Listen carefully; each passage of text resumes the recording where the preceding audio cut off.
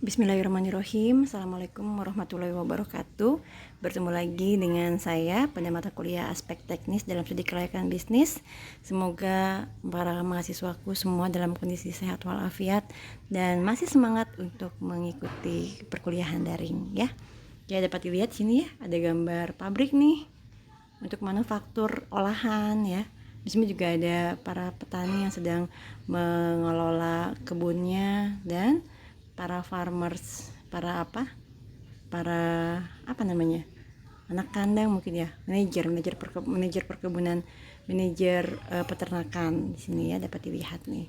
Jadi di sebelah kiri ini adalah untuk yang bersifat olahan, yang kanan bersifat komoditi, bukan produk ya. Oke, yang diperhatikan dalam analisis teknis ini sebenarnya yang pertama adalah bahan bakunya dulu dan mesin. Jadi jangan sampai kita membuat sebuah usaha tanpa kita memahami bahan baku pentingnya itu apa saja. Nanti usahanya jalan, bahan bakunya ternyata susah untuk didapatkan. Nah, ini akan tidak visible bisnisnya ya. Jadi kita harus tahu dulu apa bahan baku yang diperlukan, terutama bahan baku yang penting, yang utama. Kemudian bahan baku tambahan.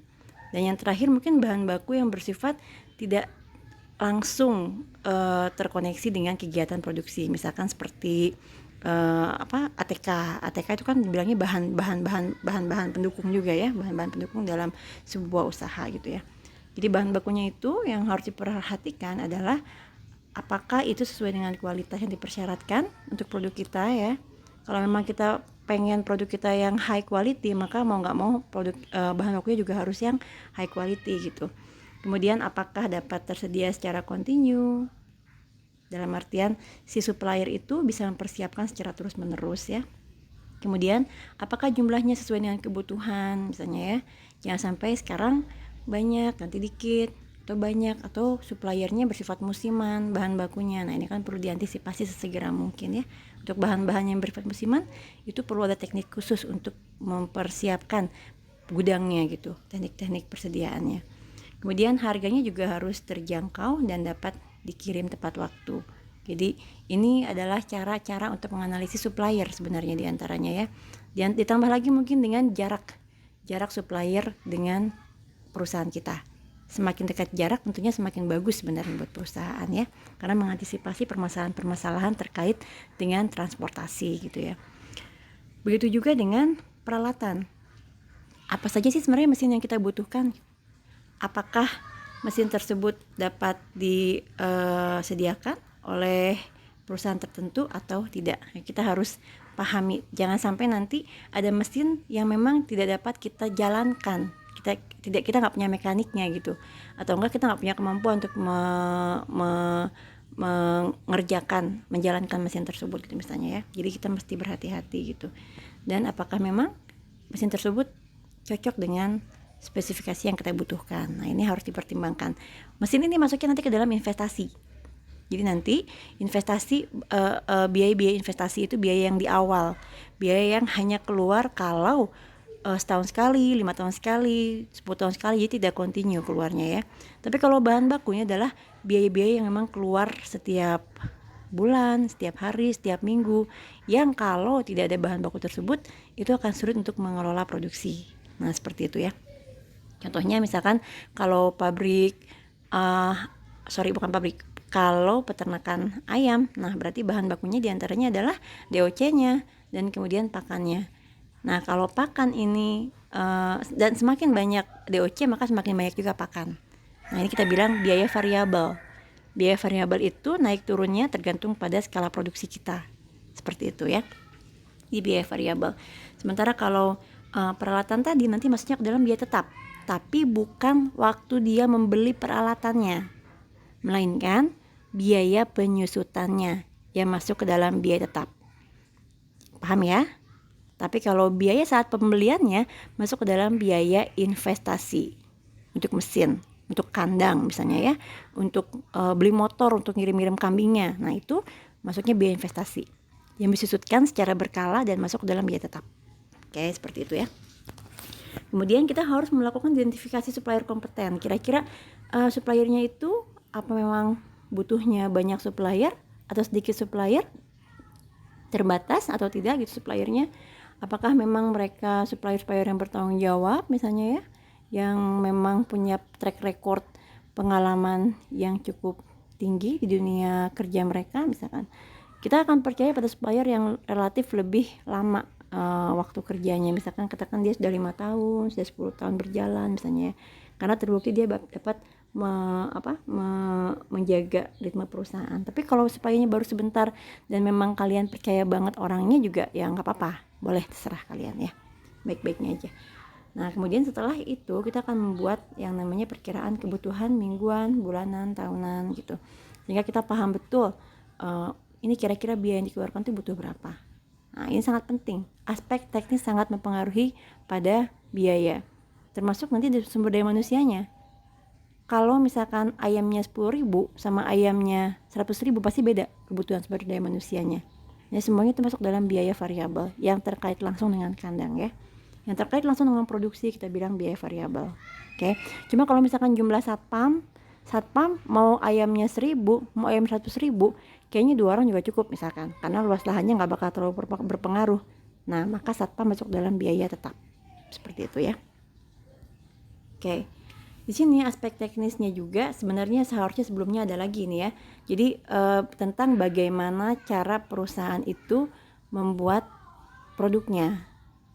Nah ini kita harus menguasai betul teknik dari produksinya.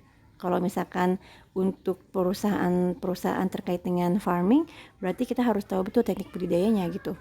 Jangan sampai nanti tengah jalan berguguran banyak yang mati ayamnya atau enggak kambingnya, atau banyak yang kena hama tanaman, atau tidak sesuai dengan iklim cuaca yang ada, membuat tanaman tapi yang tidak sesuai dengan iklim cuaca yang ada. Nah itu harus dipahami aspek teknisnya. Tapi di sini kita akan bahas lebih banyak mengenai aspek terkait dengan industrinya dulu ya. Oke, di sini kita harus paham lokasi pabrik kita mau di mana, skala operasinya, proses produksi. Mungkin kalau misalkan bukan manufaktur, lokasi produksinya ya, lokasi budidayanya ya, seperti itu ya. Ada teknologinya dan schedule kegiatannya. Oke. Next. Nah, ini ada manufaktur, ada jasa. Kita harus perhatikan ini berbeda sekali sebenarnya ya. Jadi kalau untuk manufaktur, faktor utama yang diperhatikan itu adalah jarak dengan konsumen potensial dan jarak dengan bahan baku utama. Kalau misalkan perusahaan ini bahan bakunya amat sangat rentan, fragile, mudah rusak, maka disarankan agar jaraknya itu lebih dekat ke bahan baku. Oke, tapi kalau misalkan bahan baku olahannya yang fragile, bahan baku olahannya yang akan cepat hancur, maka produknya yang cepat hancur, maka diusahakan lokasi produksinya dekat dengan konsumen potensial. Nah seperti itu ya. Jadi ini memang beda tergantung dari jenis produknya. Jadi nggak ada yang salah, nggak ada yang benar kalau dalam studi kelayakan tuh ya. Semua tergantung pada produk kita, pangsa pasar kita dan sebagainya gitu. Kemudian pemasarannya mau seperti apa modelnya. Kalau pemasarannya online, kita mau di mana aja nggak masalah. Yang penting kita bisa kirim barang tersebut tepat waktu gitu ya. Kemudian ketersediaan listrik dan air. Nah ini untuk perusahaan-perusahaan yang butuh banyak air dan listrik, maka kita harus cari lokasi yang memang memudahkan kita untuk mengakses listrik dan air gitu ya. Tenaga kerja juga nih, ketersediaan tenaga kerja dan transportasinya. Karena jangan sampai kita mencari yang terlalu pelosok banget karena pengen murah, misalkan lahannya ini lahan masih murah bu, ya kemudian ada nggak tenaga kerjanya? Oh datangnya dari Jawa, oke datangnya dari Jawa. Kemudian transportasinya bagaimana? Apakah memudahkan saat bolak-balik mengirim barang atau tidak? Nah ini jadi kita harus pertimbangkan betul-betul lokasi dari pabrik gitu ya. Belum lagi juga kita harus mempertimbangkan lingkungan masyarakatnya. Apakah mereka tipe orang yang terbuka terhadap perusahaan atau tidak? Gitu. Jangan sampai kita membuka perusahaan yang memang sebenarnya ditolak secara adat oleh masyarakat. Nah ini mesti hati-hati ya. Kemudian rencana perusahaan ke masa depan itu seperti apa? Mungkin nggak? Ini kalau kita simpan perusahaan pabrik di tempat yang sekelilingnya pemukiman, itu untuk ekspansi akan sangat menyulitkan. Jadi nanti akan susah kalau Anda perusahaannya makin lama makin berkembang. Karena untuk membeli tanah yang udah ada rumahnya itu jauh lebih berat dibandingkan membeli tanah kosong. Nah, jadi sebaiknya diusahakan carilah lokasi yang memang memudahkan perusahaan untuk ekspansi, seperti itu ya. Terus fasilitas layanannya seperti apa, listriknya itu ya yang harus diperhatikan. Terus keuangannya, perumahan, harga tanah, peraturan daerah ini juga akan mempengaruhi dari perusahaan pada saat dia menentukan lokasi pabriknya gitu. Nah, kalau untuk jasa ini kita harus melihat apakah konsumen yang mendatangi lokasi atau produk yang mendatangi konsumen.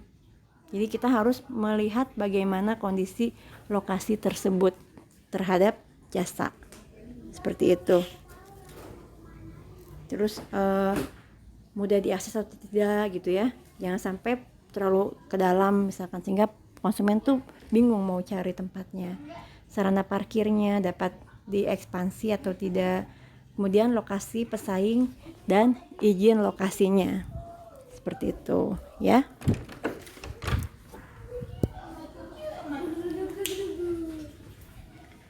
Kemudian skala dan luas produksinya di sini adalah kita harus mencari informasi mengenai skala ekonomis dan fokus fasilitasnya.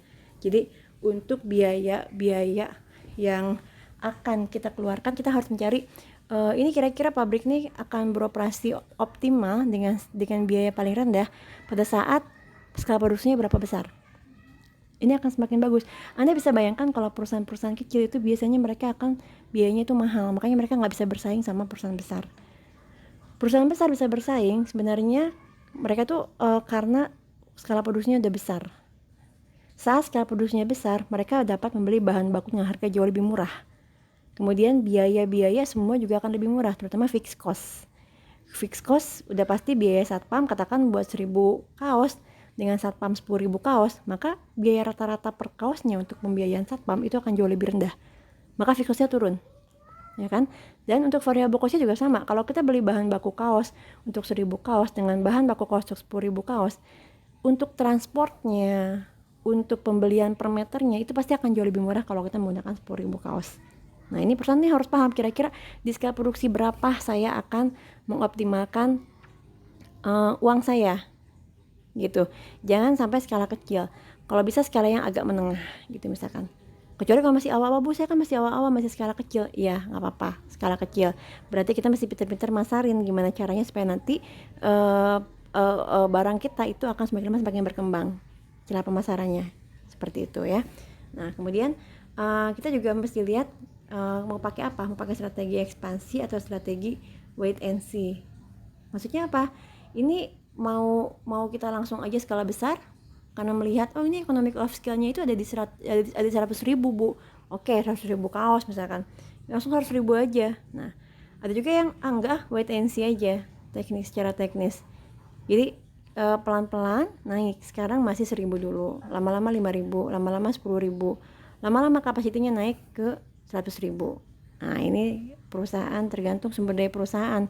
Kalau memang perusahaannya nggak punya sumber daya untuk sampai 100.000 ya nggak perlu dipaksakan ya. Apalagi kalau misalkan kalau pembiayaannya itu butuh uang besar untuk bayar bunganya atau apanya kan repot nantinya perusahaannya. Jadi akan tercekik oleh bunga.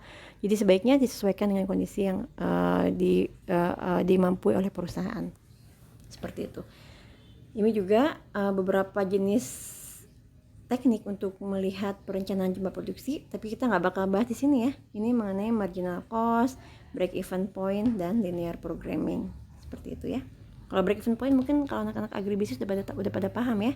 Untuk anak-anak peternakan dipersilakan untuk mencari rumus-rumus ini karena sebenarnya mudah. Linear programming juga mudah, tinggal masukin ke SPSS aja. Tapi menggunakan teknik peramalan ya, peramalan bahan baku. Oke. Nah, ini luas produksi dapat ditentukan dengan memperhatikan bahan dasarnya. Kalau misalkan economic of scale-nya 100.000 tapi bahan dasarnya hanya ada 25.000, ya berarti kita nggak bakal bisa produksi 100.000. Seperti itu ya. Kemudian kapasiti dari mesinnya, lahannya atau kandangnya seperti apa. Kemudian pegawainya juga kemampuannya seperti apa. Kita nggak boleh kasih pegawai itu overtime gitu misalkan ya, karena overtime juga mereka nanti kelelahan misalkan seperti itu. Kita mesti pertimbangkan kapasiti kira-kira per orang mampunya megang berapa sapi sih misalkan seperti itu, atau enggak satu orang ini bisa produksi berapa kue. Nah, kita akan melihat sampai ke sana kebutuhan sumber dayanya berapa. oh ternyata untuk membuat 10.000 kaos atau 100.000 kaos misalkan tadi ya, ke kasus yang tadi, itu butuh sumber daya 100 orang. Sementara yang bisa kita rekrut di daerah sini hanya ada 80 orang. Nah itu berarti mustahil untuk bisa mencapai 100.000 kecuali ada lembur. Kalau lemburnya memungkinkan silahkan. Nah seperti itu ya. Kemudian permintaan pasarnya juga harus diperhatikan. Jangan sampai kita menumpuk barang terlalu banyak sementara pasar belum mengenal produk kita. Kecuali kalau Anda punya biaya pemasaran yang tinggi dan punya smart marketing gitu, strategi marketing yang jitu untuk mengatasi hal ini. Dan tentu saja kemampuan finansialnya, modalnya. Kalau emang modalnya nggak ada, jangan dipaksakan. Seperti itu ya. Jadi ini semuanya benar-benar Bu, ini yang benar tuh seharusnya kayak gimana sih? Berapa sih alokasinya? Nggak ada yang benar, nggak ada yang salah. Semua tergantung dari kondisi perusahaan. Terlalu banyak faktor yang mempengaruhi mana yang baik dan mana yang buruk bagi perusahaan. Jadi gitu ya. Jadi kita mesti pandai menimbang-nimbang gitu. Kalau jadi pengusaha itu ya kitanya mesti pintar-pintar aja mengakali atau mensiasati ini kira-kira bagusnya seperti apa. Gitu ya. Oke, ini lanjut ke, ini maaf saya ngebut ya supaya kalian juga nggak perlu terlalu banyak bait yang harus di download ya. Ini proses produksinya diperhatikan ya, cara produksi barang dan jasanya itu memang apakah kita punya capability dalam hal itu gitu, cara produksinya ya. Kemudian ketersediaan bahan bakunya ini harus dipastikan lagi, jangan lupa tadi udah kita bahas sebelumnya. Teknologinya, tata letak pabriknya. Nah ini jangan sampai kita membuat tata letak yang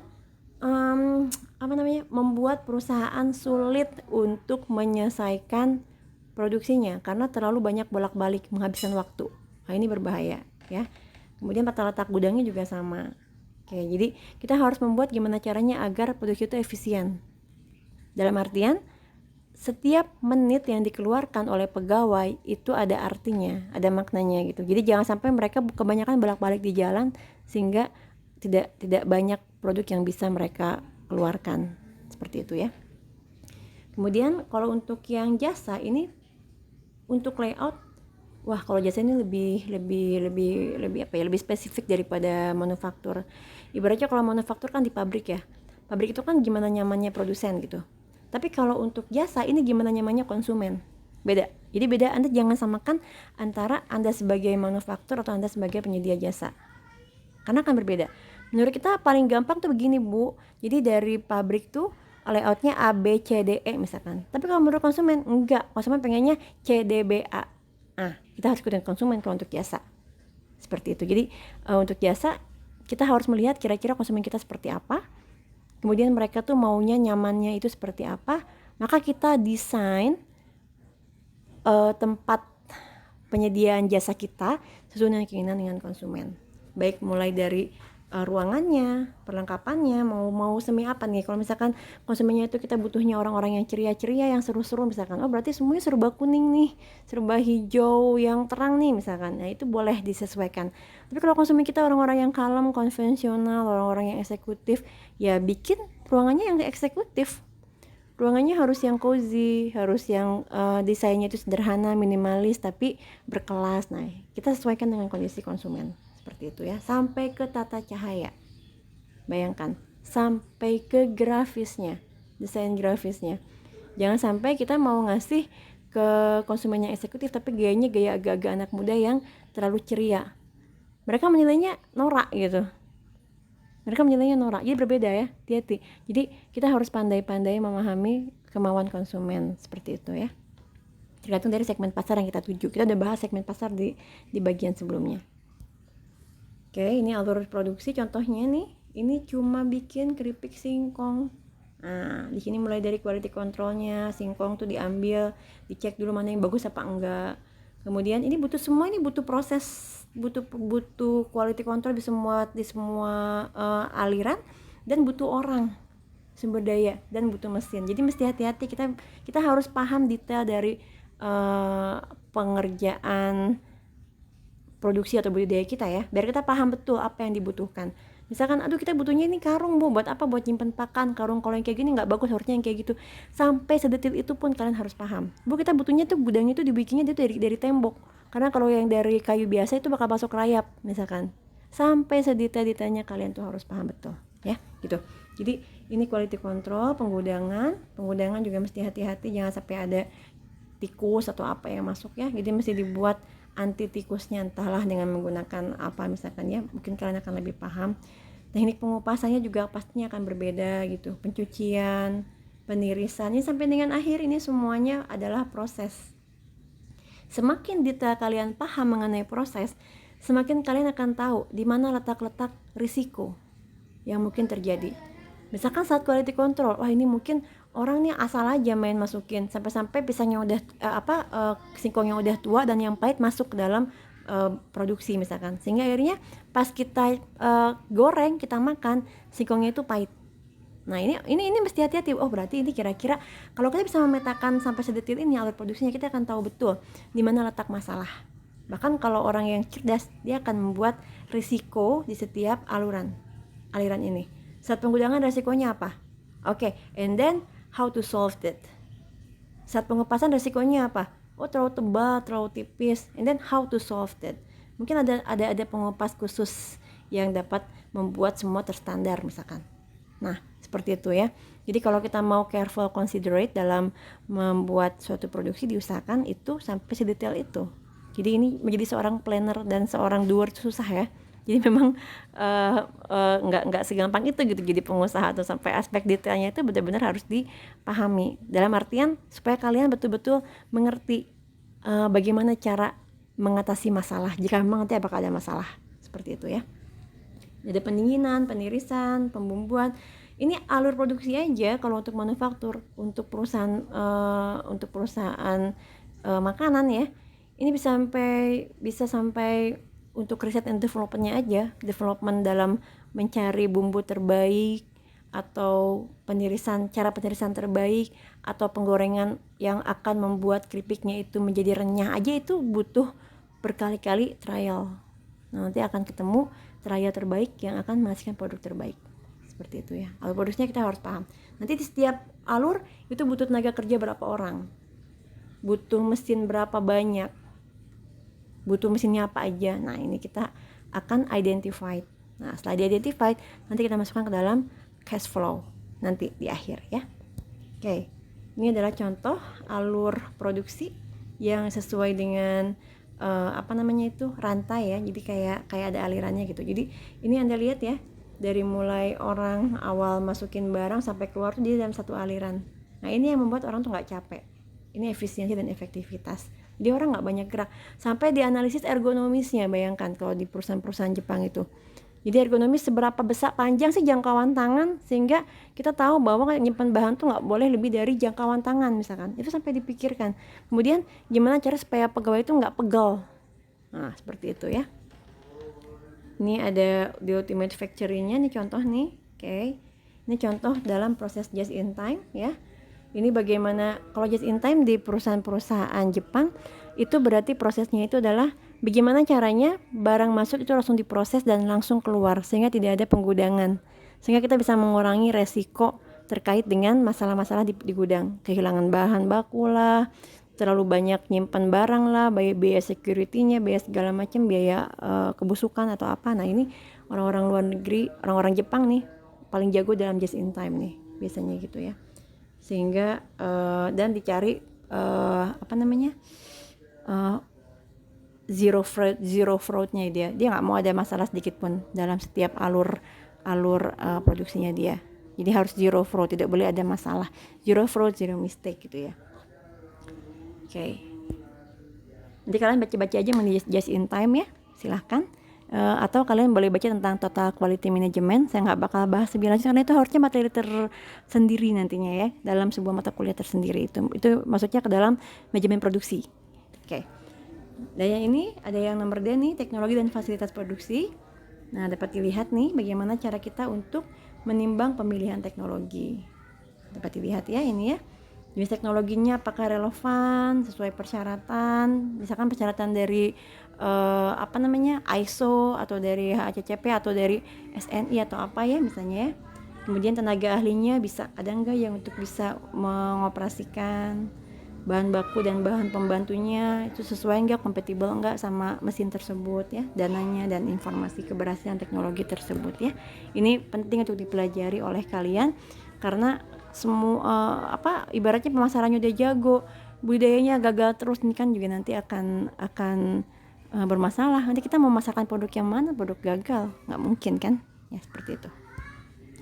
Ini profil teknologi sesuai industri ya. Jadi kita harus perhatikan, nggak usah pakai teknologi yang besar, yang keren, tapi untuk sektor UKM misalkan. Nah ini wasting money buat apa? Ibaratnya ini biaya tetapnya akan besar karena biaya penyusutannya tinggi kan, dan dia akan menjadi idle capacity. Dia produksi 100.000 tapi yang diproduksi oleh UKM-nya hanya 1.000 aja per bulan. Nah ini wasting ya. Jadi kita mesti bijak dalam mencari teknologi yang sesuai dengan kebutuhan kita. Jangan terlalu banyak dibuang aset itu gitu. Jadi jangan banyak keluar uang di aset. Diusahakan di produksinya dulu aja, di bahan baku dulu aja diusahakan. Nanti bahan bakunya akan menghasilkan uang lebih banyak soalnya. Ya, walaupun asetnya penting, tapi sesuai kapasitinya dulu aja, jangan terlalu besar-besar kalau saran saya.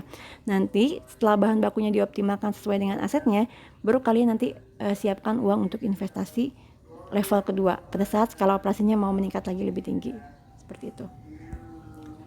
Nah ini ada schedule kegiatan nih, ini untuk anak mahasiswa agribisnis mungkin udah mempelajari dalam manajemen rantai pasok ya. Jadi ini adalah penentuan persediaan dengan menggunakan EOQ, safety stock, inventory system dengan menggunakan material requirement planning. Nah kalian boleh cari di internet, googling aja mengenai ini, karena ini nggak bakal saya keluarkan di studi kelayakan bisnis. Pada intinya kalian harus paham bagaimana menentukan manajemen persediaan ya gitu. Jangan sampai kalian pengen bikin perusahaan dengan skala besar tapi nggak punya gudang, atau nggak bisa menentukan penentuan bahan baku yang optimal yang dapat dipergunakan oleh perusahaan, sehingga akhirnya bahan baku kalian pada busuk misalkan. Nah itu yang penting ya. Oke, ini adalah contoh material logistik vision, dapat dilihat ya, nanti dibaca sendiri saja. Ini ada beberapa pedoman wawancara terkait dengan aspek teknis dan lokasi bisnis. Sebenarnya intinya kalau kalian lihat PowerPoint saya atau handout yang telah saya berikan, sebenarnya intinya yang kalian pelajari dan harus pahami itu berada di tabel-tabel di belakang ini. Ini tuh semuanya adalah patokan apakah proposal bisnis yang Anda buat dapat menjawab pertanyaan-pertanyaan ini gitu. Walaupun kalian masih selektif karena nggak semua pertanyaan harus dijawab. Kalau pertanyaannya nggak relevan dengan bisnis Anda, nggak perlu dijawab. Cukup jawab pertanyaan-pertanyaan yang memang relevan dengan bisnis kita atau highly significant untuk menentukan kelanjutan dari proses bisnis kita. Tuh ya, banyak ya. Nah ini kalau saya jelaskan satu persatu bisa nambah 1 jam ini ya, banyak banget. Banyak banget, tapi ini penting untuk dibaca-baca, dipelajari sama kalian. Diusahakan proposal bisnis kalian tuh dapat menjawab ini ya. Jadi jangan sampai proposal bisnisnya dibuat itu standar gitu. Aduh ini gimana, kalau standar kan seakan-akan kalian nggak menguasai bisnisnya gitu ya. Kalau proposal bisnis tuh harus detail, informatif, dan tunjukkan pada kita sebagai pembaca proposal bahwa Anda memang menguasai teknis, Anda menguasai pemasaran, Anda menguasai skala lingkungan Anda gitu. Jadi kalau Anda membuat tugas Anda asal-asalan, kedepannya kalau Anda bikin bisnis pun asal-asalan gitu loh. Jadi bagaimana cara kalian mau convince investor kalau kalian sendiri tidak bisa mengconvincekan saya sebagai dosen. Nah seperti itu loh. Saya dosen kan nggak ngeluarin uang ya, hanya ngeluarin nilai gitu. Nah jadi Anda bisa yakinkan saya, nanti insya Allah investor juga akan yakin. Tapi dengan syarat tolong lebih detail, terutama untuk pertanyaan-pertanyaan yang sangat penting ya. Jadi kalian lihat dari semua pertanyaan nih, nah ini ya, ini banyak pertanyaannya nih. Dari semua pertanyaan nih, kalian cek mana-mana kira-kira pertanyaan yang amat sangat akan mempengaruhi bisnis kalian. Nah itu yang harus kalian pikirkan betul-betul dan harus kalian cari jawabannya. Karena di situ ada risiko. Risiko itu yang akan menghancurkan bisnis kalian. Nah itu, jadi kalau kalian paham mana yang penting, key success factor dari bisnis kalian dalam terkait teknis nih, key success factornya apa dan key failure factornya apa, jadi apa yang akan menyebabkan kegagalan tertinggi di perusahaan Anda misalkan ya. Nah dan mana yang menyebabkan kesusahan tertinggi, ini yang harus kalian gali dalam-dalam dan kalian sampaikan pada investor bahwa kalian capable untuk mengatasi masalah ini. Nah, seperti itu. Oke, ini ada analisisnya. Udah selesai. Oke, terima kasih banyak atas perhatiannya. Assalamualaikum warahmatullahi wabarakatuh.